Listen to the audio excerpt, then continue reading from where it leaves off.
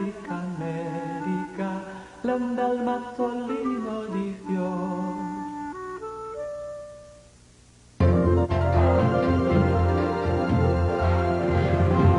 Globo, a gente se vê por aqui. Hoje, sai de baixo.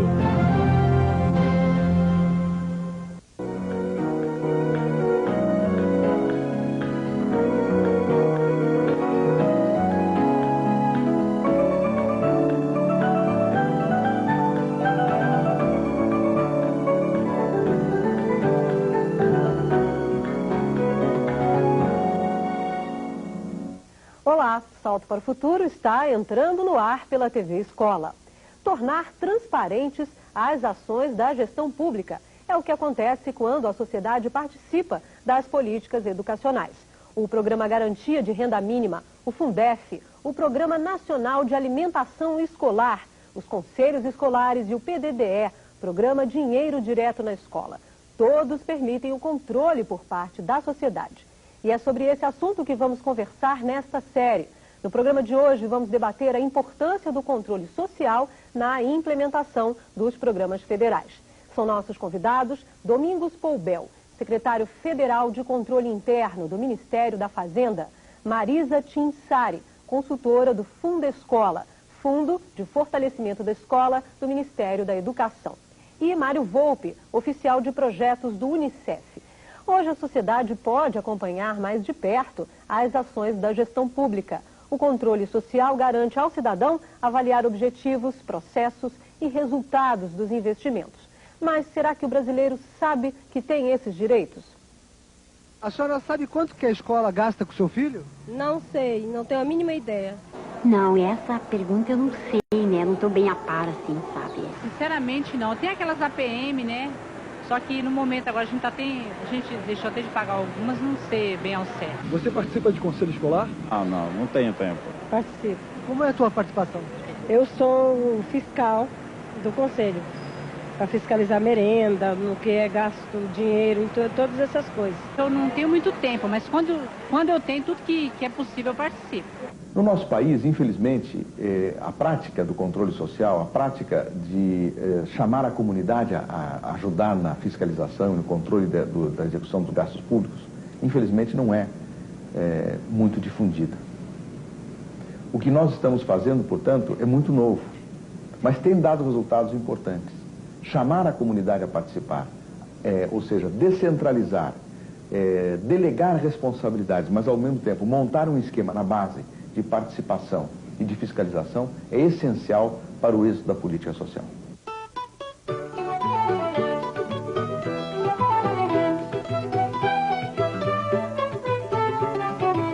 No Ceará, o projeto Formação Continuada de Gerentes Sociais desenvolve um trabalho com pessoas que atuam em conselhos voltados para adolescentes, crianças e suas famílias.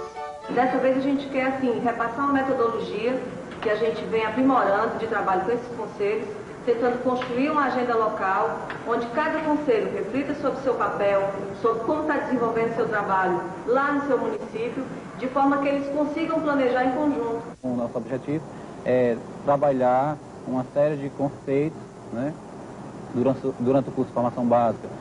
Uma série de conceitos teóricos que vão fundamentar a sua prática, porque ele já desenvolve no seu município, nas suas várias áreas, seja saúde, seja educação ou ação social, ele já tem uma prática, uma vivência, e a gente vai tentar incorporar novos conhecimentos, subsídios legais, né, e a partir de então levar esses conselheiros a uma nova prática, a um novo trabalho, a partir de informações pautadas em indicadores que reflitam a real situação do município. Mas basicamente dentro da educação a gente vem tentando contribuir na construção dos planos pedagógicos das escolas. Né? Como é que a comunidade escolar, alunos, professores, servidores, eles podem contribuir na construção de uma escola mais democrática. Depois de fazer a capacitação em Fortaleza, a gerente social Edna Moraes de Lima passou a trabalhar na comissão que implementa medidas socioeducativas em Maracanaú, seu município de origem. A importância do curso de formação gerente social é que ele abriu esse leque, né, e essa informação se tornou maior. Não tem agora uma visão apenas da minha área, eu tenho agora uma visão do ponto de vista social, para que eu tenha um melhor entendimento do todo. Inácio, do Rio Grande do Norte, pede que se diga o que é controle social. Secretária, tu gostaria de responder ao Inácio? Gostaria sim, Inácio. Bom, antes do controle social, você tem vários órgãos de controle, né? Quem executa o programa tem a obrigação de controlar. Você tem os órgãos tribunais que verificam se aqueles gestores aplicaram de acordo com a lei. Agora, é preciso que sobre o produto em si, sobre o serviço, você esteja mais presente. O controle social, ele está mais voltado no benefício que a sociedade tem com esse programa. Se o programa de merenda, o controle social é aquele que está verificando se de fato a merenda está chegando lá. Porque os demais sistemas estão muito em cima de processos. Estão olhando nota fiscal, estão olhando contabilidade, orçamento. Mas quanto ao produto, ninguém melhor do que você que representa aquela fatia da sociedade para saber se a merenda não chegou. Quem melhor do que o pai do aluno ou o professor para saber se a merenda está sendo dada corretamente e diariamente? Uma questão importante é que a questão econômica é uma das dimensões do controle social, né? Quer dizer, a questão de controlar o dinheiro é muito importante porque ela representa, onde se aplica o dinheiro, representa realmente a prioridade. Quer dizer, não adianta você fazer um lindo discurso dizendo que a política municipal de educação está voltada para melhorar a qualidade do ensino se você não sabe onde o dinheiro está sendo gasto. Então, eu acho que o aspecto econômico é importante. Agora, tem um outro aspecto muito importante também, que é a da participação da sociedade, né, para trazer contribuições, para modificar uma dinâmica das políticas públicas que às vezes está meio viciada na tecnocracia, em decisões de gabinete, em modelos fechados. Quer dizer, quando você tem a participação da sociedade, você necessariamente tem criatividade, você tem ideias novas, você tem possibilidade de gerar uma dinâmica social diferente. Senão nós estaríamos sempre repetindo os mesmos programas, sempre as mesmas políticas, né? Eu acho que essa ideia da participação social tem que combinar essas duas coisas, o controle sobre os recursos a serem aplicados e essa criação de uma dinâmica social que dá mais vida aos programas, às políticas, especialmente na área da educação, que nós precisamos aí de muita inovação para atingir o objetivo que é de assegurar uma educação cidadã. A Constituição Federal de 1988 garante a participação da comunidade na gestão de políticas públicas. Nos estados e municípios surgem os conselhos de educação, um espaço de diálogo entre governo e sociedade. Você vai conhecer agora como é esse diálogo em conselhos de 3 municípios. Confira. Nos conselhos municipais de educação, cada encontro é um exercício de gestão democrática e participativa, em que são discutidas questões de interesse local. Mudam os conselhos, mudam as pautas, mas o objetivo é um só: melhorar a qualidade do ensino. No município de Maracanaú, no Ceará, a 11 quilômetros de Fortaleza, capital do estado, o Conselho Municipal de Educação discute como integrar as instituições de educação infantil ao sistema de ensino.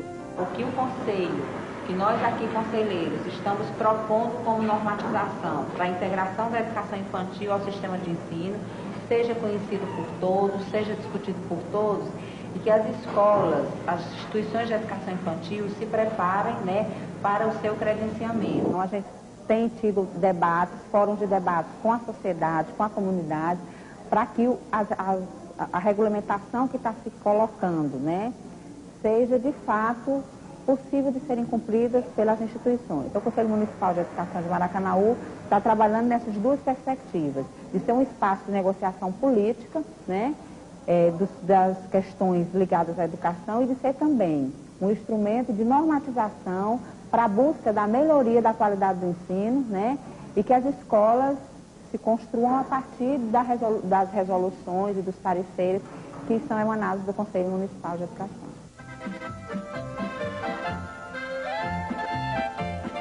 Já no sul do país, o Conselho Municipal de Educação de Ijuí, um município a 385 quilômetros de Porto Alegre, estuda mudanças nos projetos pedagógicos das escolas.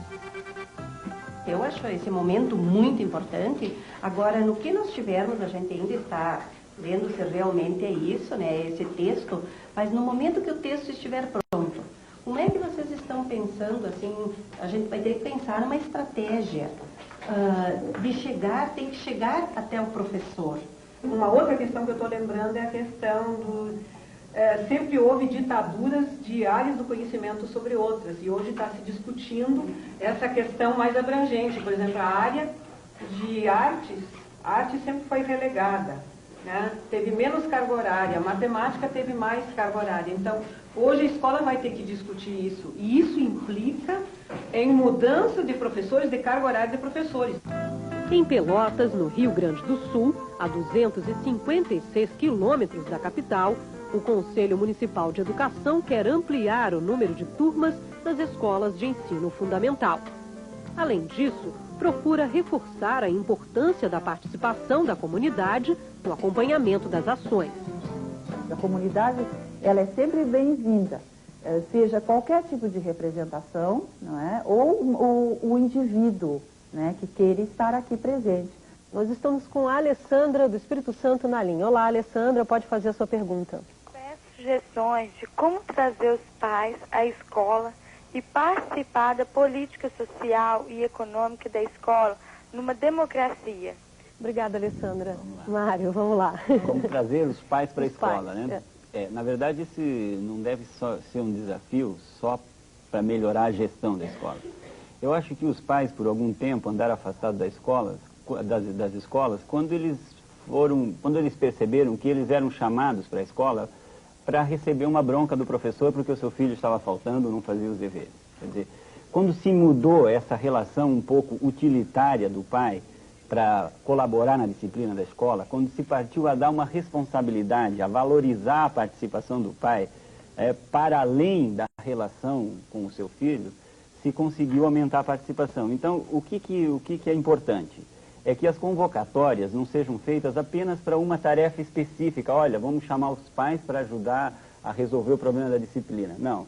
Eu acho que é preciso criar um processo permanente de participação dos pais, com uma agenda definida, porque às vezes os pais são convidados para participar de uma reunião que vai acontecer no sábado, e ele vai ser convidado para participar dessa reunião na quinta-feira. Às vezes ele já tem um compromisso, às vezes ele já tem uma atividade, ou às vezes até o sábado é o dia de descanso dele.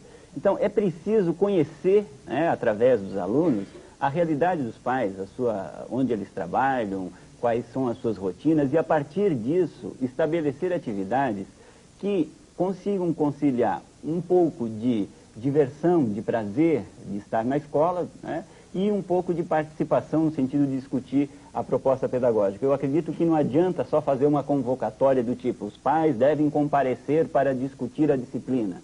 Quer dizer, é preciso conciliar esses interesses dos pais, e eu acho que um bom caminho é conhecer os pais, eu acho que as escolas precisam se aproximar mais dos pais, promover mais atividades recreativas, lúdicas. Eu acho que essa questão da alegria, da festividade, é importante que seja usada nas datas comemorativas da escola como um momento de aproximação com os pais, e depois estabelecer, então, rotinas e reuniões mais específicas para discutir temas mais específicos.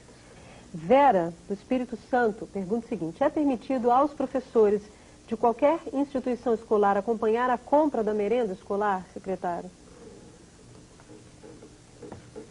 É um prazer falar com a Vera da minha terra, né? Mas é importante criar essa consciência da divulgação na escola de onde estão vindo os recursos e em que estão sendo aplicados.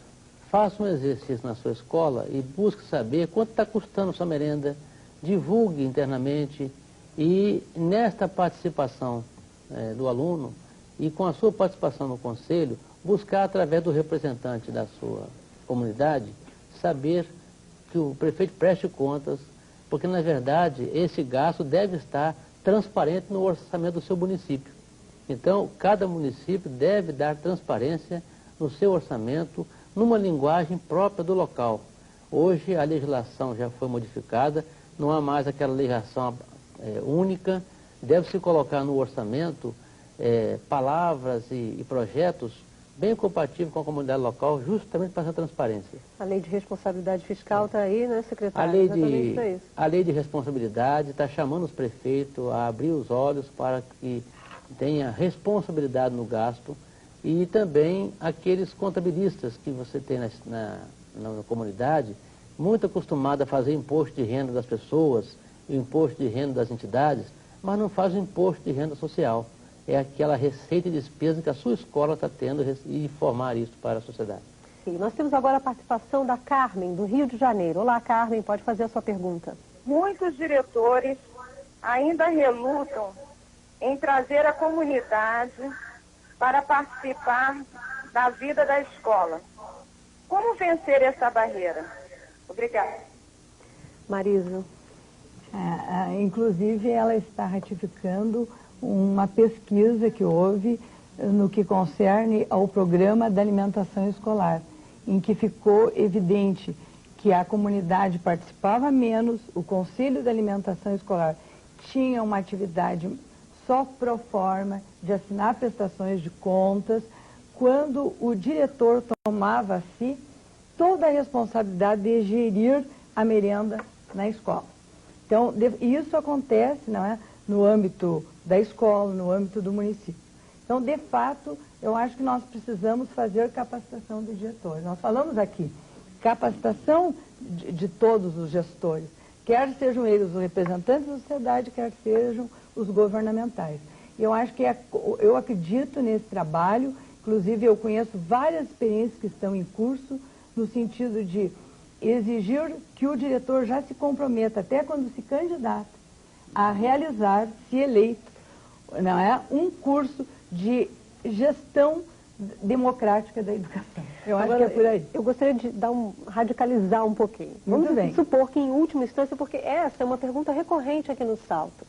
Os professores nos ligam e fazem essa pergunta constantemente, de que existe resistência por parte dos diretores, de alguns diretores. É claro que a gente está aqui generalizando, eu não conheço a realidade dessas pessoas que estão nos ligando, mas que existe essa resistência. Existe algum instrumento legal por parte aí, vamos supor, do Ministério Público, para que esses professores possam fazer valer essa vontade de querer fazer um trabalho diferente, de ter uma iniciativa de trabalho, Mário?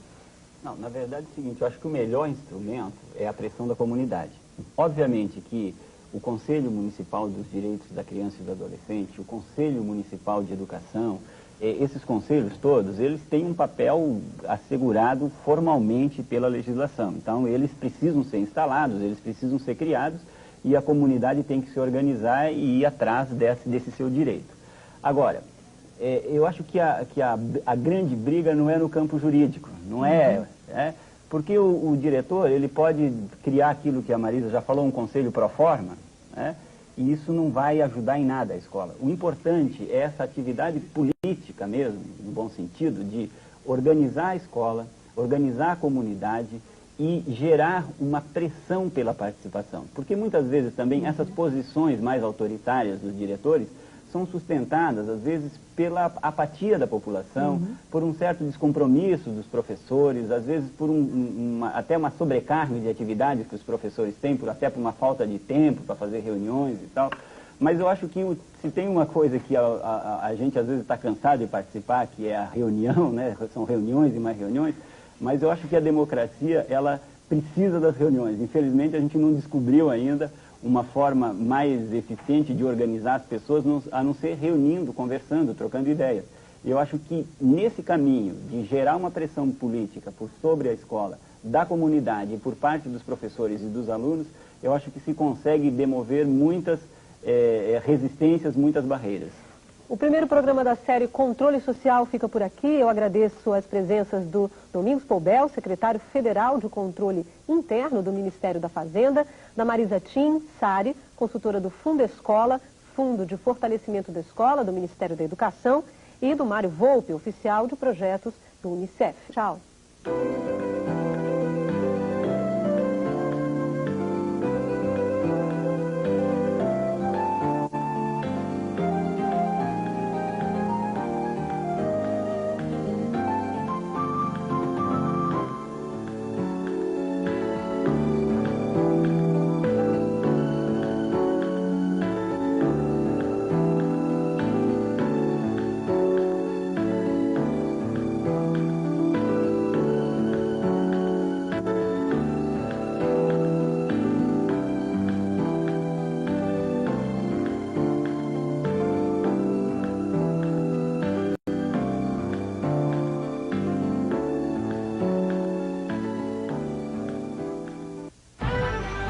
Domingo no Fantástico.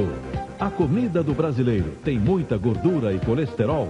Qual a forma mais saudável de preparar carnes e outros alimentos?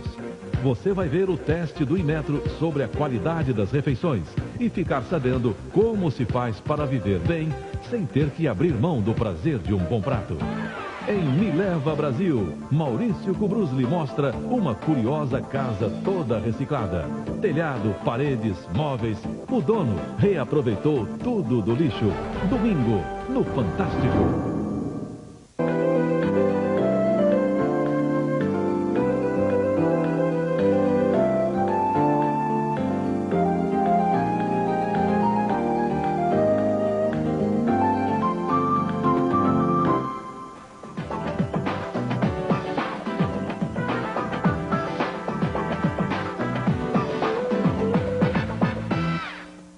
Olá, Salto para o Futuro está entrando no ar pela TV Escola.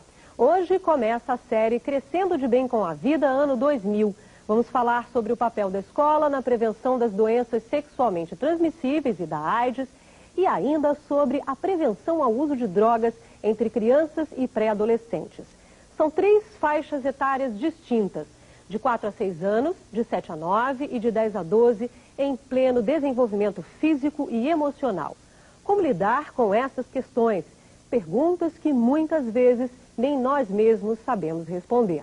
Para debater o primeiro tema desta série, que é Escola e Prevenção, convidamos a coordenadora da Unesco no Rio de Janeiro, Marta Porto, José Manuel Martínez Morales, representante do UNDCP, Programa das Nações Unidas para Controle Internacional de Drogas, e Paulo Roberto Teixeira, coordenador do programa DST-AIDS do Ministério da Saúde.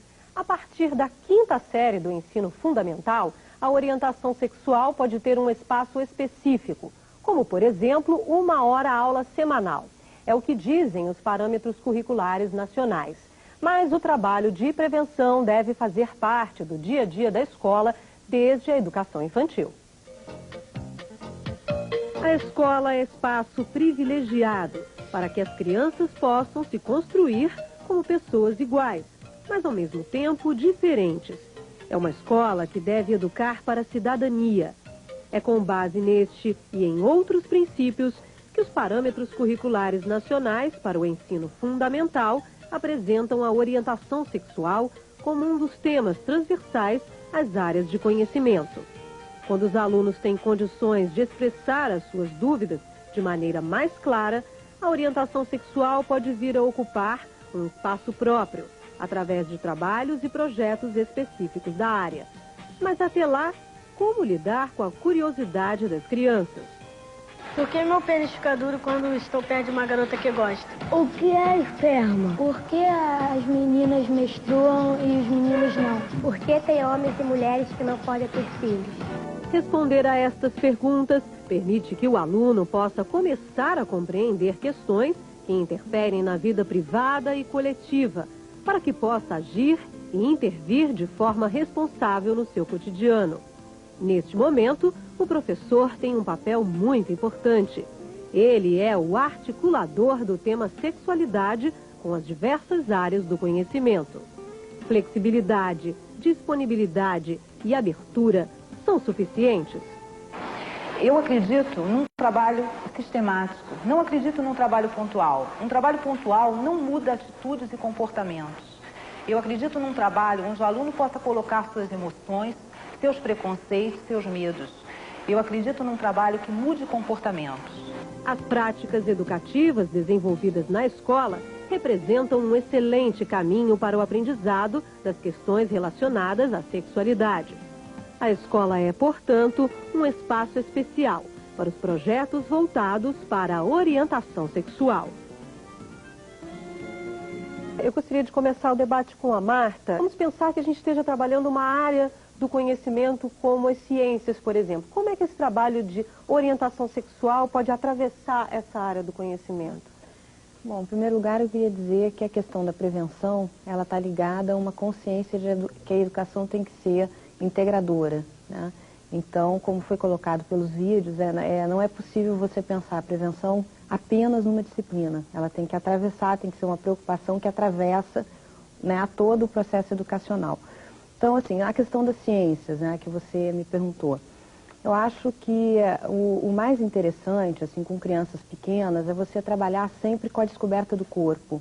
A descoberta do corpo que leva à descoberta da autonomia, né, e que leva a uma consciência de autoestima. Quem sou eu e quem que é o outro, e como que essas duas coisas se cruzam, né, para que você possa ter uma consciência de uma educação para a vida. Não sei se é uma educação só para a cidadania, mas uma educação para a vida, né? Então, acho que a primeira questão que está ligado a essa visão de educação integradora é que tem que ser uma educação que motive o aluno e que seja capaz de emocionar o aluno através de uma linguagem que é uma linguagem que seja própria para cada faixa etária, né? Você tem que fazer uso de jogos, de brincadeiras, né, de uma concepção didático-pedagógica que esteja apropriada para as demandas e para o tipo de especificidade de cada aluno, né, de cada faixa etária. Agora, professor Martins, a gente viu ali um trabalho e, pelo que deu a entender, a gente pensa um pouco em orientação sexual quando se fala em prevenção. Mas você pode pensar em prevenção para N outras coisas na vida, como, por exemplo, as drogas, né? O senhor é um representante de um órgão que discute isso. Como é que o senhor veria, então, esse trabalho de prevenção com crianças, já se pensando futuramente a discussão das drogas, por exemplo? Bom, eu acho que é básico, não? Começar a trabalhar o mais cedo possível, e tanto na escola como na família. As tendências mundiais mostram que cada vez é maior o número de jovens que se iniciam no consumo de drogas, e ainda mais preocupante a uma idade mais temprana.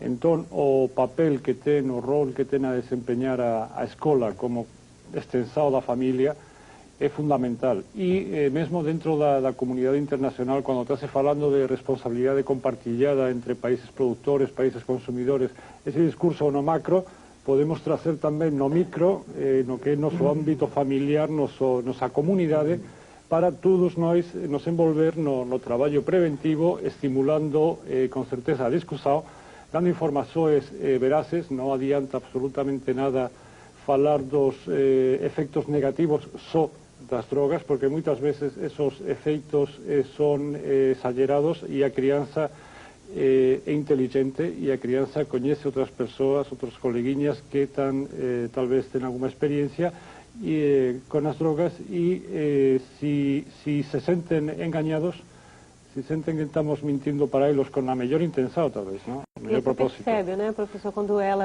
claro. Não está sendo clara a resposta. Os mensagens têm que ser claros, evidentemente adaptados à idade, à cada faixa etária de cada um deles, mas temos que falar a verdade, temos que dar informação veraz, temos que falar dos efeitos, temos que valorizar também, basicamente, qualidade de vida, temos que valorizar uma atitude de integração dentro da sociedade, os prejuízos que as drogas, tanto legais como ilegais, trazem para a saúde, e portanto, uma merma, uma queda da qualidade de vida. Mas, como falei, é uma labor compartilhada entre todos, na escola, na família, na comunidade. É por aí que acho que temos que continuar trabalhando.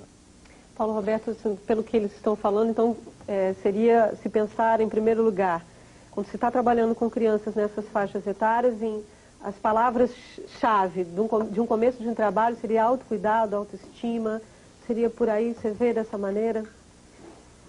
Bem, evidentemente que eu concordo, mas adicionalmente eu lembraria o seguinte: as crianças estão em casa, na rua, etc., expostas a uma série de informações e de estímulos, e particularmente dos temas que nós estamos tratando, sexualidade, drogas, AIDS e assim por diante, estão cada vez mais presentes. Então me parece que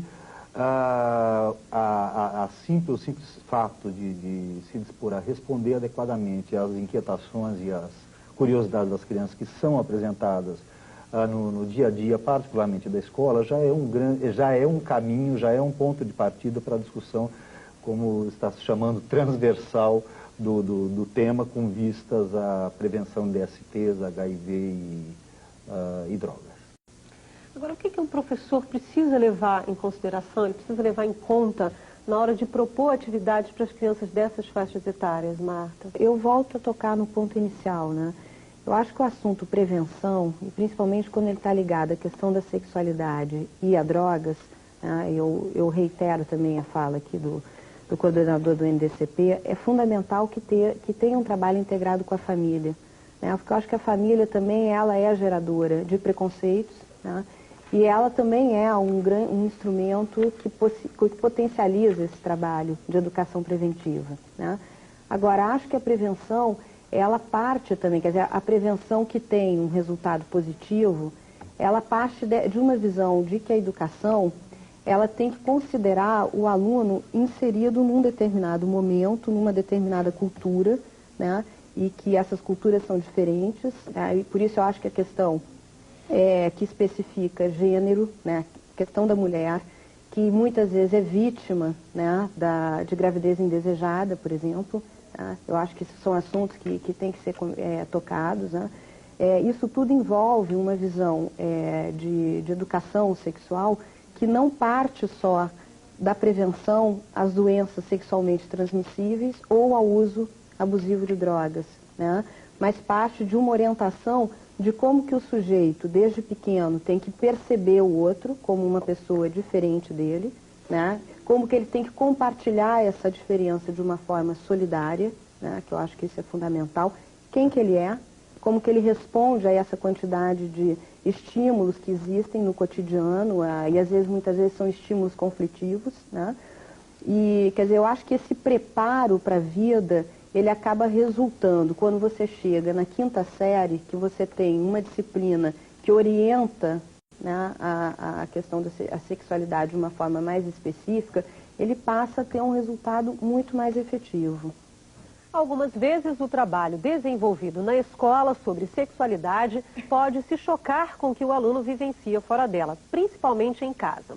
Outras, é a escola que complementa a educação dada pela família.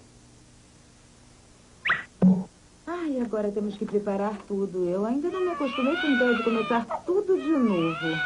Ah, mas agora eu já sei até trocar fralda. Posso te ajudar muito, né? Mãe, pai, ajudar o quê? Vem cá, meu filho. Eu vou te contar. Contar o quê? É que você vai ganhar irmãozinho. Oba! Quem vai dar? Filho, ninguém vai dar. Mas então vocês vão comprar?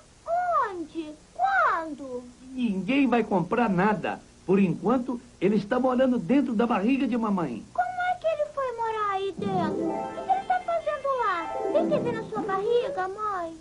Espera aí que eu vou te explicar como é que vai nascer o seu irmão. Eu vou ter um irmãozinho. Eu vou ter um irmão só pra mim. Quando é que chega o meu irmão? Mário, senta aqui no meu colo que nós vamos te explicar como é que nasce bebê.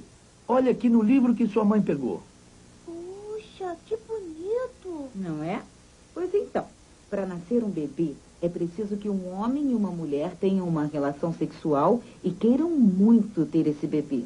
E aí, meu pai e a minha mãe tiveram uma relação sexual e eu comecei a crescer na barriga da minha mãe. Nada disso. Minha mãe disse que eu nasci de um repolho. A minha falou que uma cegonha me trouxe. Meu pai disse que plantou uma semente no jardim e que eu saí de dentro dessa flor. Ei, crianças, o que é que vocês estão conversando? É que o Mário tá com uma história maluca de como é que nascem os bebês. Que história é essa, Mário? É que eu vou ganhar um irmãozinho, professora, ou uma irmãzinha, sei lá. E o meu pai me contou como é que eles fizeram. E como fizeram bebê? Sem massinha, sem nada. É com cimento e areia que não faz casa? Calma, gente.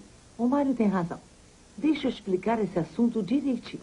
No começo, dentro da barriga da mamãe, nós somos bem pequenininhos, do tamanho de um feijão. E como é que ele ficou tão grande? É que com o tempo a gente vai crescendo, até que chega a hora da gente sair da barriga da mamãe. Depois de nascer, continua a crescer. Uns mais, outros menos. Como vocês viram, a história do Mário não é maluca, não. O que ele falou está certo. Mas, por enquanto, crianças pequenas como vocês só podem fazer bebês de massinha. Oba, vamos brincar de massinha! Vamos então à participação da Tânia, aqui do Rio de Janeiro. A nossa pergunta é a seguinte: a religião de cada família influencia nos ensinamentos sobre sexualidade que a escola repassa aos seus alunos? Como devemos trabalhar com essas barreiras? excluir ou não esses alunos quando a família não permite que sejam abordados temas como esses? Eu acho que, na verdade, o compromisso da escola não é um compromisso com uma religião de cada família. Pelo contrário, eu acho que a escola ela tem um compromisso de formar cidadãos integrados com o seu mundo, com a sua cultura, né? Agora, eu não acho que isso passe por uma opção religiosa, apesar de que isso é um dado, né? Um dado importante que a Tânia trouxe para a gente e complicado da gente responder. Né? Agora, pois é, porque isso não seria também, não passa também pela questão de respeitar os valores culturais, a cultura em que está inserida aquela criança? Eu acho que não. Eu acho que, na verdade, assim, quando você está falando de doenças sexualmente transmissíveis, quando você está falando da importância da criança, de conhecer o seu corpo, conhecer o universo de prazer do seu corpo, quando você está falando de orientação sexual, você não está falando de uma opção, você está falando de um processo educativo que é um processo absolutamente vital para aquele indivíduo estar integrado, né, com o que acontece no mundo, no momento histórico que a gente vive. Eu não acho que passe por uma opção. Essa questão de excluir os alunos porque as famílias têm uma certa opção religiosa e não permitem que esse aluno assista a aulas de orientação sexual, eu acho que é bastante questionável. Vamos agora à participação da Jerusa, do Mato Grosso. Estamos aqui do teleposto do Cefapro de Sinop, Mato Grosso. A especialista Marta fez um comentário muito interessante e gostaríamos de termos mais esclarecimentos sobre a respeito da linguagem interventora. Muito obrigada e boa noite. Obrigada, Jerusa. Marta? Bom, o que a gente chama de linguagem interventora é quando você consegue criar um canal de comunicação, né, que ative uma consciência, né, entre os dois polos, entre a pessoa que está comunicando e a pessoa que é o alvo dessa comunicação e que desperta nela um interesse, uma mobilização transformadora, né? O que é isso? É o exemplo que eu tinha dado anteriormente. Quer dizer, o que em determinados locais é mais... tem um resultado positivo melhor, né? Você tem um agente de saúde que, obviamente, é um agente de saúde preparado, né? Mas que vai apresentar uma série de informações técnicas para um determinado grupo, ou você fazer uso, né, de multiplicadores da própria comunidade que utilizam os seus recursos de linguagem, seja esses recursos verbais ou não verbais, para que aquela comunicação aconteça de uma forma mais efetiva, né, e que o resultado seja mais positivo para aquele objetivo que se pretende. Então, eu acho que essa ideia da educação, que é uma educação participativa, é a ideia-chave, né? Quer dizer, motivar, formar e talvez uma coisa que eu estava imaginando aqui é você promover, né, grupos de adolescentes ou de pré-adolescentes, crianças na faixa etária de 9 a 12 anos já são completamente capazes de expressar e de multiplicar o conhecimento delas para outros grupos de criança, né, e expressar com a linguagem própria, com a linguagem delas. Eu acho que isso é um instrumento interessante, né, que pode ser testado por algumas escolas. O programa de hoje termina aqui. Eu agradeço as presenças da Marta Porto, coordenadora da Unesco no Rio de Janeiro, do José Manuel Martínez Morales, representante do UNDCP, Programa das Nações Unidas para Controle Internacional de Drogas, e do Paulo Roberto Teixeira, que é coordenador do programa DST-AIDS do Ministério da Saúde. Tchau.